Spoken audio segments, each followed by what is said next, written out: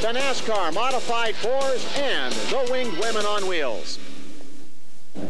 Hello again, everyone. Along with Ted Austad, this is Wally Shaver from Raceway Park. And Ted, another great night of racing shaping up here with the Valvoline Say No to Drugs night. Yeah, 12 and under are free tonight, and the stands ought to be full tonight for the drivers to put on a great show, as they always do on every Sunday night out here at Raceway. Well, we've got some great standings going on, too. You take a look at a couple of the series, and the Winged Women on Wheels, only 4 points separate the top 3 drivers.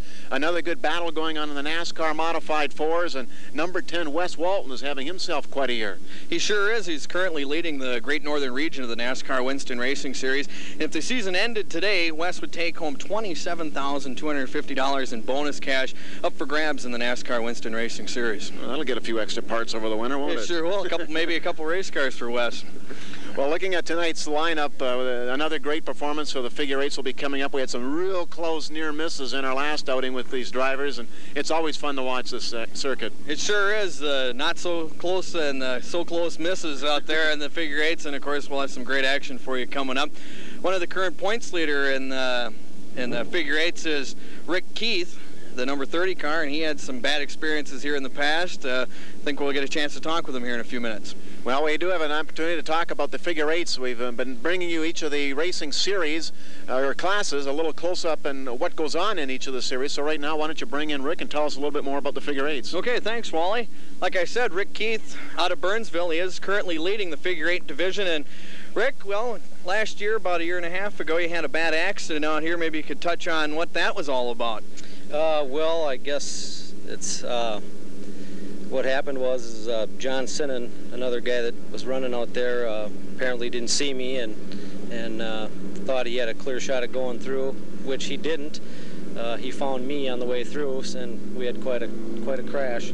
Yeah, you could hear it throughout the county, I think, down here. It's quite the pop, and lucky enough you didn't get too injured. John was injured a little bit, but I guess that's part of the game in figure eights. Maybe you could tell us a little bit about how you got involved in figure eight racing.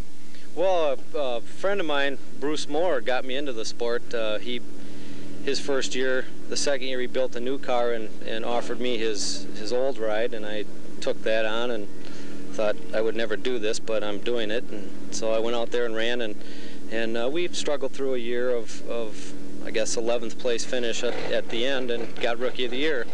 So that was 2 years ago, and then last year we ran a full season and moved up into 4th, and now this year we're where we are now. Well, you are having a fabulous run at this year.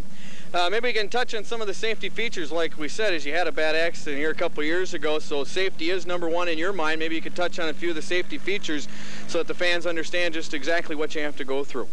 Well, first of all, I guess some of the main equipment is obviously a helmet. They require a Snell-rated helmet. We run a 1/4-inch door plate on the driver's side, which helps if there's a crash. At least the whole door and everything won't come in on the driver. There's different roll cage requirements. Some guys don't have as much roll cage. Some guys, like myself, have quite a bit of roll cage. I guess I'd like to keep the metal off me, so I run a full cage with bars all around me. So that's the most of it. Okay, and now can you do any kind of modifications to the engine to where you can go faster, anything like that, or is it strictly stock? Well, there's what they call a claim rule in this class, and the claim rule, which consists of $50 in trade motor. A guy can get your motor for $50 in his motor, so it's real limited to what you want to do. You can do pretty much anything you want, you know, as far as bolt-on stuff. There's no porting and stuff like that allowed, but you can make them quite a bit faster with pistons and heads and stuff like that. Most of the guys out here are trying to keep it pretty economical, and so they don't lose a lot of money. So. Sure. Well, okay. Well, you seem to be top of that game. You've been doing pretty well. You're up by 4 points over Dennis Barta as we come into tonight's racing. And you did mention Bruce Moore, and I guess there's a little bet going on between you guys this season that whoever finishes higher in the points gets to shave the other one's head. Is that correct? Well, yeah, we kind of, it's hard to explain, but we talked about it a little bit at the beginning of the year. Bruce hasn't agreed to it totally yet, but I don't know. We'll see what happens at the end. I think I got him by 31 or 32 right now, and it's a long it's tough to make up that kind of ground, so we'll see what happens.